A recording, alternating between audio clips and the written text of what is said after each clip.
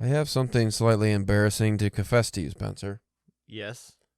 Not too long before you came over, I was cutting my toenails. Okay.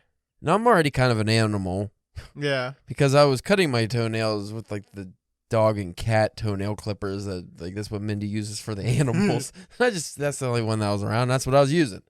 Whatever. Now, depending on how well I do, and usually it's a shit job, sometimes I don't get like an ingrown toenail, but like it'll start on my big toe. Like I can feel on the top, it'll start hurting because I didn't cut it good enough last time. And like I left a sharp edge and then it starts growing. So I had that. So I'm trying to like get the clippers in there to try to get this edge out. I just can't get in there. And I glance over at my coffee table and there was a knife sitting there. Oh, God. Like an old steak knife. And as I'm fucking digging into my toe, I'm reminded that I did this before and I botched it. And then all of a sudden it occurs to me, I'm using a toe knife just like Danny DeVito and then It's Always Sunny when he plays Frank Reynolds. The gross toe knife, but it does fit perfect, so I know what he's been doing this whole time. He's not just getting gunk out of his toe. He's trying to get his, Just don't jab yourself like he does with that thing. I did. I botched it. Not this time, but last time. I remember I cut my toe. I was like, botched job. Terrible. And then I filled it with trash. I filled it with trash. Oh, my Spencer. God. Big announcement. Yeah? The Liver King lied to us. He fucking lied! The Liver King. Oh, I scared the dog. I don't care about that. Actually, the big announcement is I launched my author website. So that's up and running now, and I'll slowly be adding to it. If you folks want to check that out, that is calebjamesk.com. Ooh. I slapped together a real quick logo because I didn't feel like paying for one just yet. I might get a better logo in the future, but right now it's a skull with a quill pen dipped into the head of it. My initials on its forehead. There you go. Very neat. What are you doing back there, bro? Whatever you're doing doesn't... Oh, you just flopped down. Yeah. Other announcements? Nothing, because I still have not heard back from any of my thousands of submissions. I have not get rejections, acceptances, nothing. I haven't even made it. I have one that's been in progress since like October 3rd. That just gotta be frustrating. It's like, just tell me that. Yeah. Just tell me that you don't want it already. Well, even worse than that one is like the 9 other ones in submittable are still in just received. They didn't even move on to the progress stage. I'm like, what is this taking? They're all from October. Now, I do have a handful of newer ones I did, I think either last week or the week before. So I have like another 5 or 6 up in the air. And also even worse than the submittable ones, though, are the email ones because they have no idea. Like, you don't even get a time frame. Oh, this is at least in progress. They're going to review. You don't know. I forgot about, if I didn't write them on the board, there was a couple I was looking, I was like, when the fuck did I submit to them? It's like, oh, shit, I should put a date on these. When and what? Yeah, I don't know. It's just like, well, on the board, I put the story that I submitted, but I didn't put the date. So that's not very good, but I'm getting a little impatient, but it could be worse. I could just be getting all rejections. So You should just start submitting those stories to other places because that's when they're going to respond to you. You know, once you have them in someplace else, that they might get accepted. Yeah, that's usually how it goes. What about you? Anything on the home front here?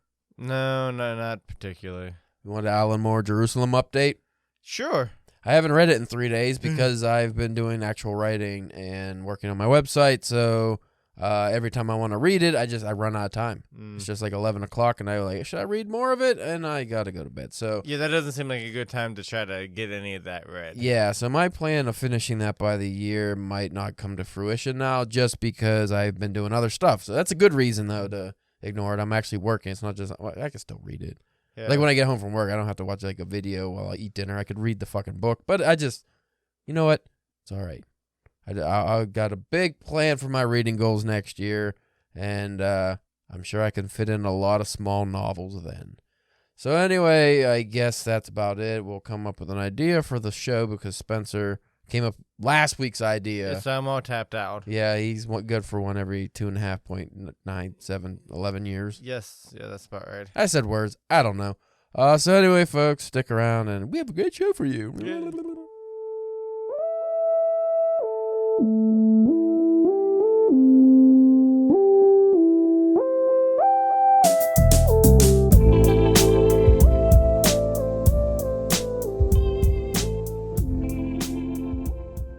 You are listening to the DPW podcast. Yeah, boy. Yeah. Who referred you? That's what I want to know, people. Who referred you? Let us know.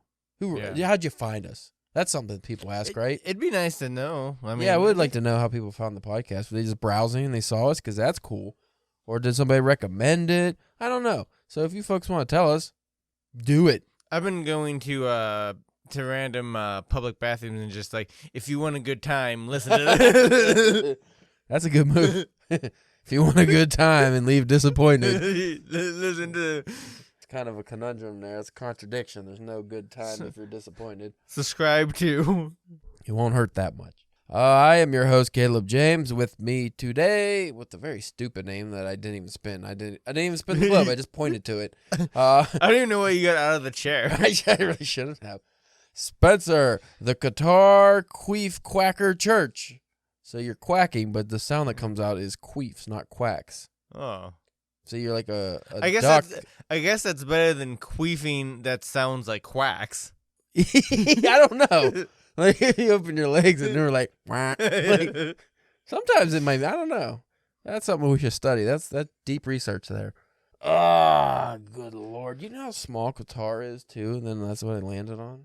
Amazing without spinning. Wow. I do that to Mindy, and it always freaks her out. I just come up and I'm like, wow. Just that creepy. Today we are discussing absolutely nothing. DBS episode for me. Though I did have a brief idea, and I almost lost it there. But I think I got it. I think I wrangled it back from the... Slipping through your fingers. Falling down that well of my subconscious where it's just like going to disappear, and you're never going to know about it till 3 a.m. when all of a sudden you wake up and...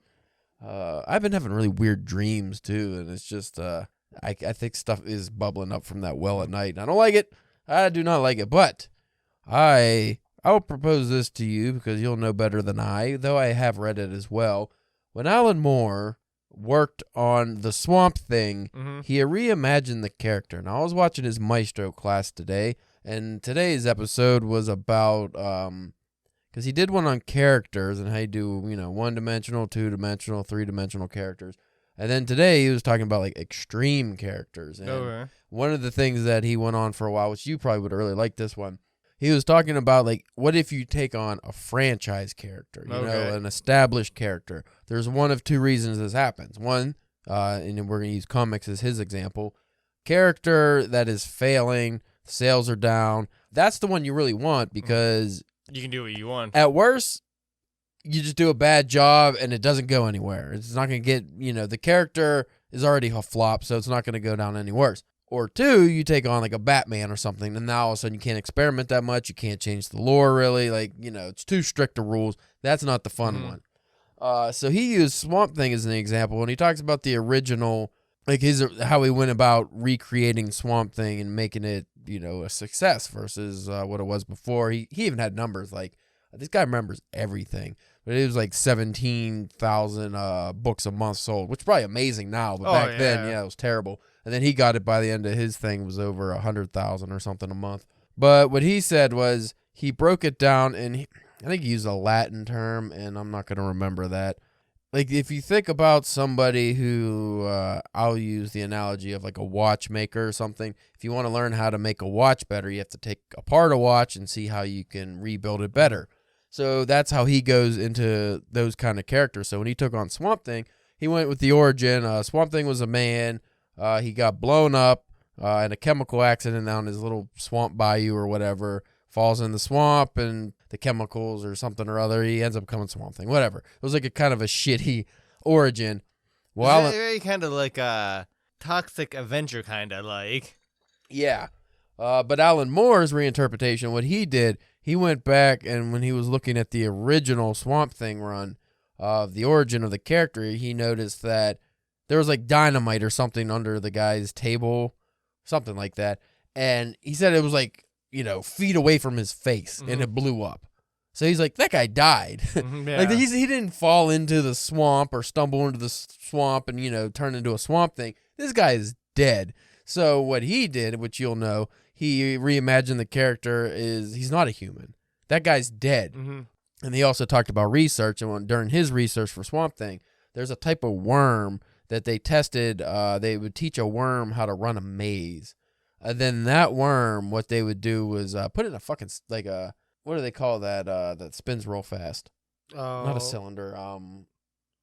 But they use it to like mix blood or test things and stuff. Yeah. Well, they put it in that and turned it into like a paste, pretty much. It was fucked up. And then they fed it to the other worms, and the other worms, by eating that worm, ingested the intelligence. That's what he said, because he's kind of a wizard guy. Yeah. But basically, they were able to solve the mazes that they were never in before because the worm they ate had been taught how to do that. So he used the idea of being able to absorb consciousness or intelligence from another dead being. He did that with the plant life that absorbed the dead body of the scientist.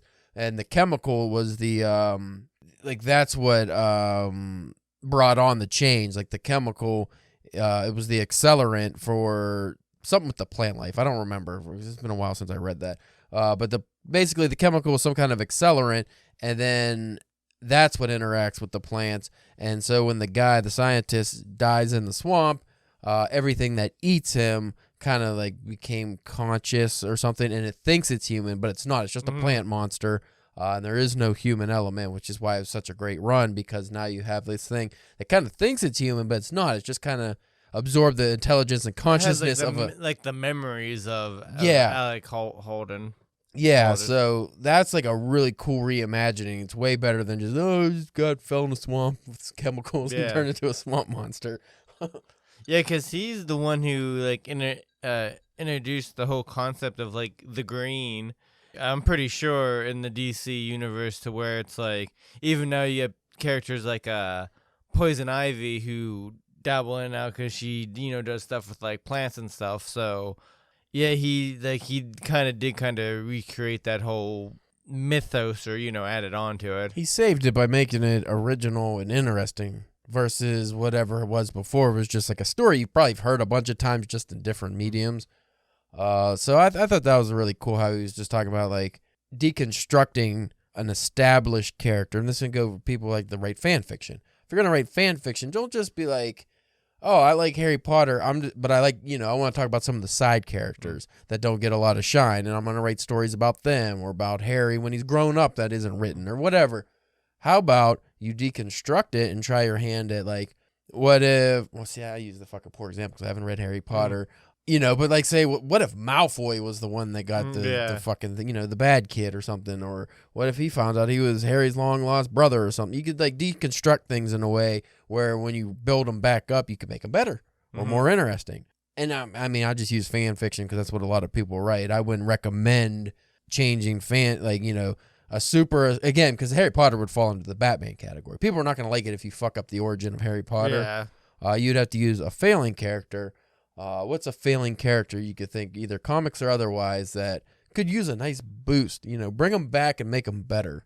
There's a decent amount of characters, for both companies that could really use just like an overhaul, just because like now, especially recently, the comics aren't really like the driving force as they used to be.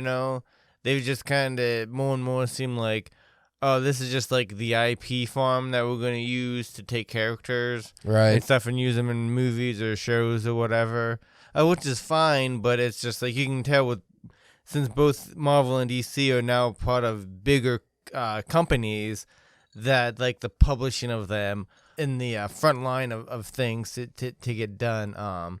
There's a whole bunch of things the X-Men are like in this huge, they did this whole thing a couple years ago where they all live on an island now that's ultra mutant, and it's weird, like and I haven't like read a lot of it because it's okay, but it's just not my thing when I come to like X-Men things. So like I would like, actually take them more back to like kind of their roots of like they protect the people that fear and hate them, and more of a traditional kind of stuff with them, which sometimes is what you have to do with characters that are like bigger, that's not yours, is that because like sometimes you get people like, oh, I want to do this thing and I want to fucking take Spider-Man to the moon, and it's like, well, Spider-Man doesn't really belong on the moon like all the time, so like just have him like stop some bank robbers or something for like an issue or two, right?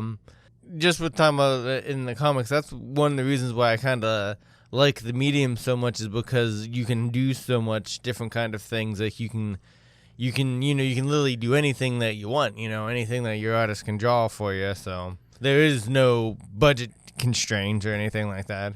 I think that these companies, see, they always try to overhaul and reboot and do, the new 52 and the new Earth 1, 2, whatever. Like, they're always trying to do things like that, but I would like to see, like, say, a Hulk. Like, okay, you got too many Hulk stories now. He's gone to other planets. He's doing all kinds of crazy things. Maybe we could, like, bring it back and have just an original Hulk and just change him from the very beginning and make it not necessarily more realistic, but just more relatable. Mm-hmm. Because Hulk was relatable because, he's a guy who had trouble controlling his anger, and he was lashing out at people. But then now he's fighting people on the fucking moon and being, like, Thanos' bitch on a rope and, like, just all kinds of weird shit. And it's just like, okay, like, there might be fun stories and all, but who's relating to that stuff? You always, off air whenever just, bullshitting at the podcast, we always be like, oh, if you won the lottery, especially like whenever it's like up into like the $1 billion, if you won the lottery, what would you do? And you know what? I thought, like, I might just take it all and give it to either like Disney or like Warner Brothers or whatever, and just be like, I'm gonna give you this money, and now I'm in charge of your publication. I don't want anything else. Just let me, how I want to do, let me run the actual publication of these characters. Like, let me be overcharged and, oversee and like all that stuff. And then you might actually be able to make some money off of it, maybe. I don't think they care about making money off the comics, so. But they could make more money. They could make more money. I just don't think they care. Yeah. Which is something because, like, they used to, like in the 60s and like even like the 30s and 40s, like comics were like selling like millions of copies. Yeah. Millions. Ridiculous numbers. And now it's just like you said, like, you get like, I think like 10, 15, 20,000 like copies is like good now. You know what I mean? Like, it's just crazy. Yeah, it's a shame. I mean, it's also, why aren't people reading comics? Is it just because they don't care as much as they used to? Is it because people just don't read as much in general? Or is it because the stories suck? Well, and price has a, The price, too. And I saw this with the big comic bust in the 90s. I think there's too many titles. We don't have to get into this stuff because people already heard us talk about this before. But, like, going back to what I was saying earlier, I think one of the big problems with this, and you'll find this with some of the movies now, too, it's not that relatable anymore, a lot of the stuff that's happening in these stories. Because all these stories were based on human elements. Yeah. Grief, loss, sadness, anger, just, basic human emotions and things that people can relate to. You lose a loved one's a common one. The bad guy's trying to steal your wife, your husband, like that's another one. Then you have the bigger picture stuff. It's like a city's going to get wiped out, or you have to make the moral decision. Do you save your husband or do you save the 10 people tied to a train track? You can only pick one. Things like that. But now when you start getting, like, even with like the Endgame stuff, when you have Thanos when he's planning on snapping and killing half of the universe, which he does, that's almost so ridiculous of a number you can't fathom it, and it almost didn't seem like it hurt at all. Yeah. It was only until they showed the people that you care about their personal loss. Mm-hmm. That's the only time that really mattered. But with some of these stories, they go so over the top, and they kind of gloss over those personal elements, and then you just get like, oh, we're having fun going through space and shooting bad guys and blowing up spaceships. But then if you were to show... which is what like the Orville does really good. If you had like a space battle, if you eventually show the other side that was in that battle, and then the ones that lost, and you seen, oh shit, like this person lost everybody they cared about and that was on that one ship. Like that, all of a sudden, that's character development that gives motivation to the characters, and then it makes the conflict more real between the two sides. Versus when you have like a Star Wars, which I can't say on the new ones, but when you're just blowing up endless stormtroopers and shit, you don't have any feelings towards them because you don't know anything about them, Yeah. Yeah, just either you need to like either turn it down, a little bit, like you said, to tell more focus stories, like character stories, or you go and just swing for the fences, but you still have to, I don't know, find a way to make that relatable. And I mean, like, and that's in any medium when you're, you know, writing a story of, you know, especially in one of the genres is, you know, you can fall in those traps really easily. Well, there's the problem with excess, and we see this in modern culture. And I do want to go back to what you were saying real quick about, like, you know what, I'll use She-Hulk as an example. Because when you tell the more relatable stories, that's supposed to be slice of America, kind of a small, you know, woman's career. That's the audience for that show. Think of like Ally McBeal or something. And all the fucking, you know, right-wing super bros and alpha chats and all that shit just shit all over that show. Not funny, blah, blah, blah. Just whatever. Okay, so you want the over-the-top stuff, then you'll bitch about that and too much CGI. Yeah, but you're never going to be able to please everybody or anyone if you're lucky at all. Yeah, but I was saying about excess. When you have like these shows, if they just have too much going on, people will not only lose focus, they just won't care anymore. And I'm going to use a great example here. All right. I'm going to use a Jake the Snake Roberts quote. I'm going to paraphrase. I don't remember exactly. It might have been Dark Side of the Ring or something other I've seen of him. But he was talking about infidelity, cheating on his wife. And he basically said, I've done everything you could ever do sexually, like sexual-wise. Like, I've had 3 ways, 4 ways, 5 ways, you know, spanked, and he just went into all kinds of stuff. But he's like, but after all that, like, how do you just go back to having sex with your wife? Just plain vanilla sex. That's what you get with, like, the comic book movies and just movies in general. Quentin Tarantino is a good example. He has so much violence and gore in his movies. I love Tarantino movies, but then if you were to go and watch a samurai movie, like a Akira Kurosawa samurai movie from, I don't know, the 50s or something, there's really no blood. Yeah. There's, you know, very limited action. You see, like, the guy swipe the sword and the other guy go, and falls over.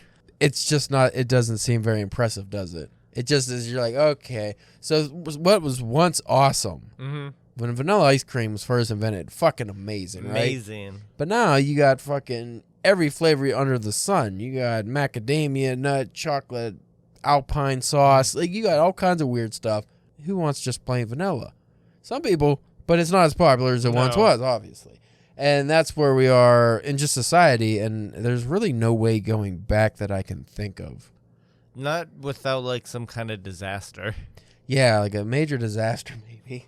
But yeah, and like you're saying, it's just not like in comics, or it's like in all media. It's just, it's nice because, you know, you get all these streaming services and stuff, and they are trying to put up, you know, all this product and stuff. So it's nice as like as a writer, because like, oh, there's more jobs that you can try to get, but it also is like your show might not last as long because there's too many options. It just gets lost. It could be like the greatest thing ever. Well, but remember how I said I was really enjoying the first season of Peaky Blinders? It was only 6 episodes. I watched that, and I haven't got back. This is 3 weeks ago now or something. I haven't watched the second season yet. I don't even know if I'm going to. Not because I didn't like it was a good show. It's just like there's so many other things. And I'm just like, is it like, unless it's spectacular, right? Unless it's so over the top amazing, are you really gonna? You know, I mean, I guess a lot of people binge. Like I binge watched that Wednesday show, and I really like that. But for the most part, I don't binge watch shows like that unless they're short episodes, like It's Always Sunny. Yeah. And again, that was something I already knew I really liked. So if it's just a B show or a B movie or whatever, a B book, you're probably not going to, like, say you're reading a book series and it's just mid. Yeah. It's not awful. It's not a C even. It's a B. B plus maybe. Is that enough to make you ignore all the A and A plus stuff? Probably not. Right. Like, when you know you have, for me, if I was reading a book series, I'm like, oh, this is okay. Then I read the second one. I was like, it's all right. But then I see, like, you know, something really fucking cool, and then I read one of those. I'm like, oh, this is amazing. Yeah. Let me just throw that shit in the dumpster. Yeah, I'm going to get back to it at some point. So you were saying about the writing, like, yeah, there's more jobs, but how are you going to stand out? You have to be excellent. Yeah. That's the only way you're really going to get the people to, they just have too many options. The only way you're going to get them hooked is to be great. That's why, like, people were so mad at the end of Game of Thrones. Apparently sucked because it was so great up to that point. Like, they invested so much time. Like, Walking Dead was one. I watched the first 2 seasons, I think. I was like, oh, it's really good. And then I was like, all right, it's a little too much walking. Yeah. Not enough dead now. Right. I don't really know if I like this. And then I just stopped watching, but everybody else stuck with it. Well, not everyone else, but some people stuck with it. A good amount of people. And then there's like, it sucks. This fucking show's poop. Well, it's also, and this is a whole other different topic, but like that also deals like with like what's the expectations that does the audience have, and what, like, how much are they allotted to kind of have a say? Like, you know, people complain about like Game of Thrones, and like, yeah, that last season wasn't as great as like some of the previous seasons, but it's also like what you wanted to happen didn't happen, so you're upset about it. And it's like, well, you're not the guys who went and put in all that time and effort and made it and wrote it, and you know what I mean? And just because it's not, something doesn't go the way that you thought or wanted it to do, doesn't always automatically make it bad just because it's not what you thought or wanted to happen. We live in a really weird time period, too, because people, last season of Game of Thrones, they didn't care for. They didn't like it for whatever reason, maybe some of the reasons you just mentioned, where it didn't go the way they wanted. So that means the whole series is garbage. Yeah, and that always got me too. It's just like, you know, why is the whole, like, because you get that with reboots too. Yeah. Oh, they're making a new Ghostbusters. It's all female. I hate it. My childhood's ruined. Yeah. Oh, so the other Ghostbusters are ruined because of this one. Like, I didn't get that. Why does it ruin anything? The another one that I always kind of use as an example when bringing this kind of stuff up is like Dexter. Like that first like 4 seasons of a show are like really good, and then like the next couple of they're like so. Then they've lost some stuff, but it's still pretty good. And like that last season, so I was like yeah, it was pretty bad, but it's like that doesn't take out like all of that, you know. Like say if I started Game of Thrones and I watched that first season and I was like, I really like this, and people were like, oh yeah, it's good, except like kind of like this, like the last handful of episodes are not that great, I'd probably still watch it because like up until that point it's still great. Like, you know what I mean? Like that's still worth me watching even. And now granted, like I'm a huge Stephen King guy, so obviously like Sticking the Landing doesn't always isn't always a deal breaker for me. But like a lot of people didn't like the ending of Seinfeld, and then Seinfeld sucks. So like 9 seasons or whatever it ran that was just awesome up to that point sucked. Now just because the ending sucks, it doesn't make sense to me. Like, and it's also like, what would you have done? We talked about this before. Like, if people say, "Oh, this is suck," like, what would you do? You ever notice it's always the most uncreative, untalented people that have those harsh opinions?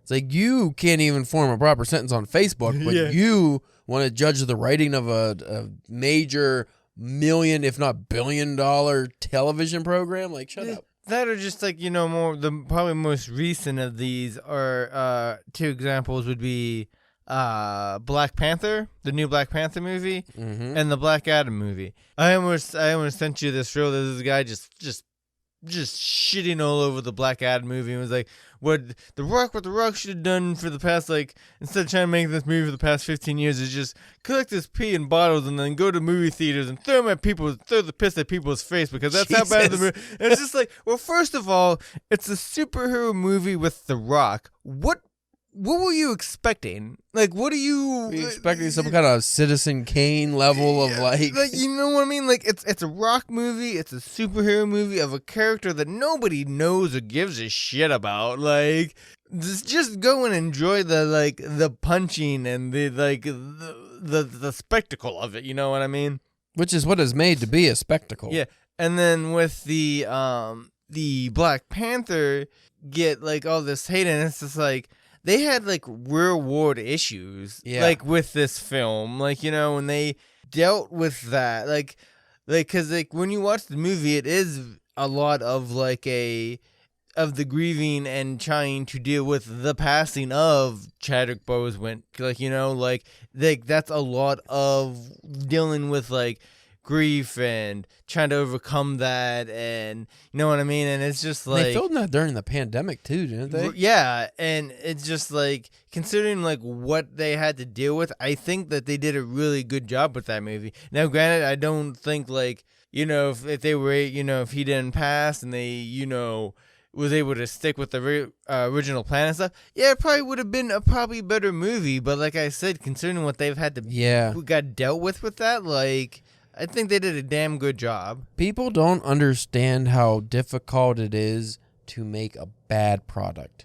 To make a bad movie, a bad TV show. Especially when you're getting like, into that, like you got Disney and you got all these other moving parts. You have so many things. Like even if you're a small indie movie you were making, I'm trying to like make it smaller here. So if you had a small indie movie, think of like The Lighthouse. You only had 2 actors, a lighthouse, 1 set location, and that's it. And be able to put that movie together and make it interesting, let alone great, is fucking miraculous. Like, that'd be so difficult. But people just, again, the most uncreative people, usually the people that want everything for free, people that don't want to pay for music, they don't want to pay for books, they don't want to have to pay for streaming to watch television programs, they pirate stuff, they steal shit, they have no ability to make anything, and they want everything else to come their way for free and steal it, and then they just hate on it. And I just want to be like, you are useless. Yeah. And I would, like, that's one thing I don't look forward to is, like, being a novelist when you fucking release your first book and say it does well, and how many people be like, oh, yeah, I want that book, but I'm not fucking paying $15 for that book that took 3 years to write. Yeah, it took you 3 years to write, then, like, a weekend to read, and then, like, an afternoon to criticize and to concede, like. Oh, and even worse are the ones who make videos and shit about it and, get millions of views for hating on something. Like, that's the worst type of creativity, because it's not creative, but people who make their living on like YouTube and TikTok and stuff just shitting on stuff. Especially where you can tell, like, that's not your actual thoughts or you're just doing it because that's going to give you the most clicks. Yeah, because that's what's going to bring in the traffic. Well, like the thousands, it seems like, white dudes on YouTube who just fucking shit bombed the Lord of the Rings show super hard. It's like they were all making the same videos, and they're still making videos. It's been off the air for what, a month, 2 months, 3 months? Like, they wrapped up the first season, and they still keep making all these videos on it because it gives them clicks. And it's like, do you really care that much about a fucking fantasy show that you're devoting this much of your life to it? You think if it offended you, like, if it offended you and upset you that much, you just wouldn't watch it? That would be like me constantly talking about Blood Meridian with everybody I didn't finish the fucking book. You know why? Like, everyone I meet, Blood Meridian, blue. Why? Yeah. Like, why do people do that? Why is their whole personality based around shit they don't like?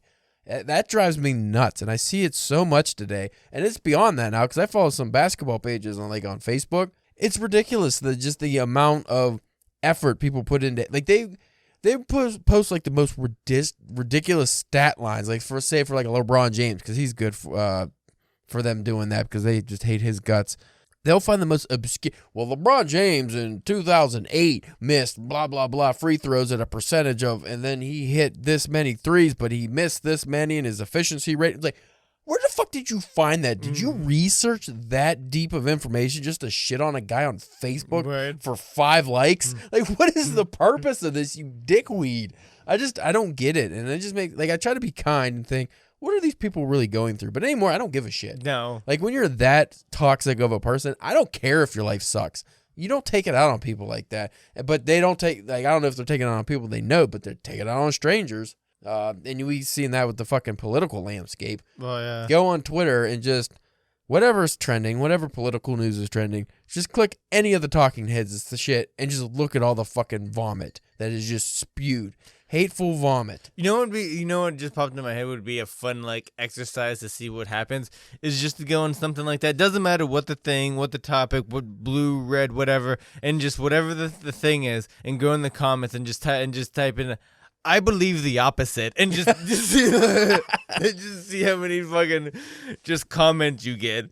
Yeah, just go on one of those, like, right-wing talking heads pages and be like, liberals rule, and then go on a Democratic page and be like, ooh, QAnon's the best. Like,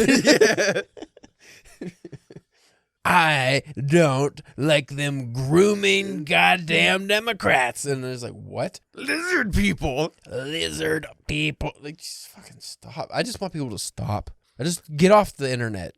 That's the solution. Yeah. Just stop. Like, just quit it. What's happening in your life? Are you focusing on anything? I was listening to a podcast the other day, and they were discussing, I don't remember the exact topic, but one of the things they brought up was, when you're driving and you get to your destination, don't even remember driving there. Yeah, especially when it's like a thing that like you're driving to work. You do it all the time. You're just Well, they were talking coasting. about like kind of like, aging and stuff. And it's like, oh yeah, when you get older, things go faster and stuff. It's like, well, that's what we always believe. When you get older, things just move faster. It's because your brain has a genetic, like through evolution, it processes things differently. Like when you're a young kid, everything's new. Mm-hmm. So you're constantly absorbing and learning information. But when you stop challenging yourself, stop taking in new information, stop doing things that aren't routine. Because humans evolved to have a safety measure where if something is safe, that's the routine. Oh, well, so creatures of habit. Yeah, but then in the 21st century, when you were just going to work in the morning, coming home, watching TV, whacking off, and going to sleep, and that's your routine, and you do it day in, day out, you're not living. But when you live with that routine and stuff, your brain basically wants to use the least amount of energy as possible, so it goes on autopilot. I think the topic was about being uncomfortable. It was the Art of Manliness podcast, and I think it was a republished, like it was an older episode they published and put out again. It was about how, you should do things that make you uncomfortable, not just because it makes you feel alive, but it breaks that auto mode, like that. Like, because you could become like an automatron. You do, because I do that all the time. Oh, yeah. It's like every fucking week, I'm just like, it's fucking Friday already. I feel like I did, even though I do stuff after work and I do writing and, reading and all kinds of shit. But it's like when I don't, like this whole year's just flown by because I've barely done anything out of my comfort zone, which I've been trying to change lately. Like I joined like that writing workshop and just trying to do something, Because something I'm not. Because we didn't even do like we hardly did any like conventions or anything this year. No, there wasn't really anything around. And that's something. Even if it's like to a place to a convention we went to before. Normally each year is different enough, and we've talked about this before. Normally, like we go to a convention and we come back and we're like re-energized. Yeah, and we got like this kind of new focus and energy and wanting to like a drive to get stuff done. Well, and the one reason for that is not just because we meet creative people and stuff, but it's like just think of even the simple drive to a convention, even if it's somewhere like Cleveland, where we've been a few times now. It's still like that's not somewhere we go all the time. No. So if you're driving to Cleveland, you're alert. Yeah. Like you remember the drive there, and it's long. It seems fucking takes forever, even if it's only like 3 hours for us. But it's like you remember that drive. But then on the drive back, it's just like, right. Like it doesn't seem that as bad. But that's because you broke through that because you're uncomfortable now. You're doing something out of the ordinary for you. So now you break that auto cycle, and you could just like really live for a little bit, and things slow down. The guy in that podcast, he was talking about he went on like a hunting trip for like a month in like Alaska or somewhere crazy. He didn't have it, like his phone didn't work, and he didn't like bring any books or something. Like, he didn't have anything to do. He's like the amount of boredom he had, it was ridiculous. Like the time just never passed. And I was like, man, that's true, because there are certain situations where you don't, say you like went to church or something, you don't like church, and it's really boring. Or I've had this when I've gone to different events that I don't want to go to, but I'm drugged to. And it's just like, it's just taking forever. Like if you're in the DMV. Yeah. And even if you have your phone, you're just like, this is so fucking boring. It takes forever. But also that's a situation that you don't normally do. You're not at the DMV all the time. So there. Hopefully you're not. Yeah, hopefully you're not. So I do want to make it a point where I try to break my routine now. And even if that just means like, hey, on a Wednesday night, I'm just going to go out to eat, or I'm going to go, because we have a set thing. Oh, on the weekends is when we go out to eat. The weekdays are for work. Like maybe I should start taking like just a random Tuesday off, just go to a cafe and fucking do some writing, or drive to Pittsburgh. Just do something random. Because I don't know about you, but I'm absolutely fucking sick of this just coasting through and doing, like, you just feel like you're doing nothing, even if you might be accomplishing stuff, because it's just nothing's happening really. Well, like that's what when you're talking about the coasting, like I'm normally off like Sunday, Mondays, and it's like Tuesdays, first day back to work, I'm tired, not doing anything. Yeah. Like Wednesday, Thursday, I normally have things after work to do. But then by Friday and Saturday, I'm just trying to get by to the week, to the days off without dying. And then it's like, oh, well, the first day off, I'm just gonna spend recuperating. And then like the one of the day off, it's just like then you're too lackluster to do anything. It's just it's a shit show. That's usually on Saturdays. I don't accomplish anything, and then Sunday I have to do all my fucking shit, and I'm just like, I didn't even have a weekend. Didn't enjoy it. I'm because it's never like a laying around that you're just like, it's a laying around and you're just contemplating, like you just feel like shit because you're not doing anything, but you don't feel like doing anything. It's just that unfocused. Struggle. Just it's terrible. I'm not a fan of that, but that's how I've been living for at least a year now. Because at least I had some we got this house a couple years ago. We got married the year after that. So it's like there were some big things with Colorado, California, just some stuff. But then this last year, we just settled into doing really nothing. Like I may have taken some trips and stuff, but nowhere exciting enough where it's like really kicked me into gear for more than a day. So I'm definitely overdue for an uncomfortable experience that's enjoyable. That's the thing. You don't want to go like to prison or something. That's a different kind of uncomfort.